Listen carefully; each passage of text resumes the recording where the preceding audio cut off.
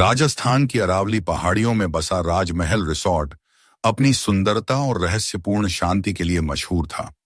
इस बार यहां एक विशेष पार्टी का आयोजन हुआ था। इंशा शर्मा का जन्मदिन।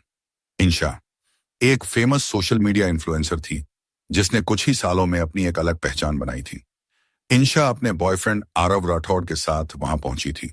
दोनों के बीच गहरा प्यार था, मगर कुछ महीनों से उनके रिश्ते में अनकही दूरी आ गई थी। पार्टी में कुछ और दोस्त भी थे। माहिरा, इंशा की बचपन की दोस्त, जो अब फैशन डिजाइनर थी, और कबीर, आरव का दोस्त, जो एक इन्वेस्टिगेटिव जर्नलिस्ट था। सभी लोगों ने जमकर पार्टी की। शराब और संगीत के शोर के बीच वो रात धीरे धीरे एक रहस्य में बदल गई। रात के 2 बजे के आसपास जब सब अपने अपने कमरों में लौट चुके थे, तभी रिसोर्ट के एक कोने से एक चीख गूंजी। आहा! एक औरत की चीख। सभी लोग डर के मारे अपने कमरों से बाहर निकल आए। रिसोर्ट के स्टाफ ने भी पुलिस को बुला लिया। सबसे चौंकाने वाली बात यह थी कि वो चीख इंशा की थी, लेकिन जब मैं जाकर देखा गया, इंशा की लाश बिस्तर पर पड़ी थी। गला घोंटा गया था और शरीर पर नाखूनों के निशान थे। पुलिस आई।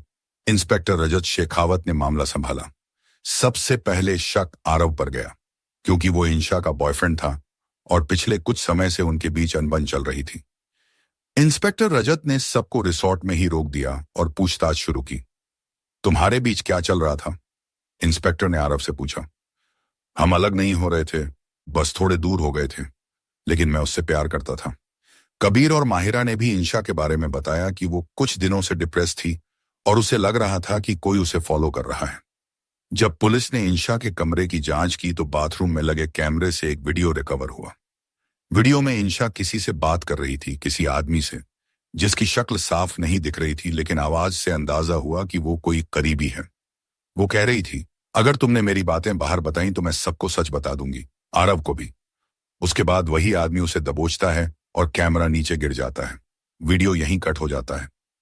इंस्पेक्टर रजत को शक था कि ये कोई जानने वाला ही है, लेकिन कौन? इधर कबीर और माहिरा एक दूसरे के करीब आने लगे। माहिरा रोती थी, कबीर उसे संभालता। एक रात वो दोनों पूल के पास बैठे थे। तुम्हें पता है, इंशा किसी से ब्लैकमेल हो रही थी, लेकिन उसने कभी नाम नहीं बताया, माहिरा बोली। कबीर ने उसे अपने पास खींच लिया। अब सब ठीक हो जाएगा, मैं तुम्हारे साथ हूं। उनके बीच एक मुलायम और गहरा स्पर्श हुआ। आंखों में तड़प, होठों पर चाहत, और 2 अकेले जिस्म एक दूसरे की बाहों में सुकून तलाशने लगे। हल्की सी बारिश शुरू हो गई थी और माहौल में एक अधूरी सी मोहब्बत की बूंदें भरने लगीं। अगली सुबह इंस्पेक्टर रजत ने एक झटका दिया। उसने कहा कि वीडियो की आवाज का एनालिसिस हुआ है और ये आवाज कबीर की थी। तुम्हारी आवाज है ये। इंशा से तुम्हारा क्या रिश्ता था? इंस्पेक्टर ने पूछा। कबीर ने आंखें झुका ली। मैं उससे प्यार करता था। वो आरव से तंग आ चुकी थी। हमारे बीच फिजिकल रिलेशन भी थे, लेकिन उसने मुझे ब्लैकमेल किया, कहा कि वो मुझे एक्सपोज कर देगी। तो तुमने उसे मार दिया? नहीं, मैंने उसे नहीं मारा। उस रात तो मैं माहिरा के साथ था। माहिरा चौंक गई। क्या? अब शक की सुई फिर माहिरा की ओर मुड़ी। इंस्पेक्टर ने सबकी कॉल डिटेल्स, मैसेजेस और सीसीटीवी फुटेज निकाले। फिर असली सच्चाई सामने आई। माहिरा ही कातिल थी।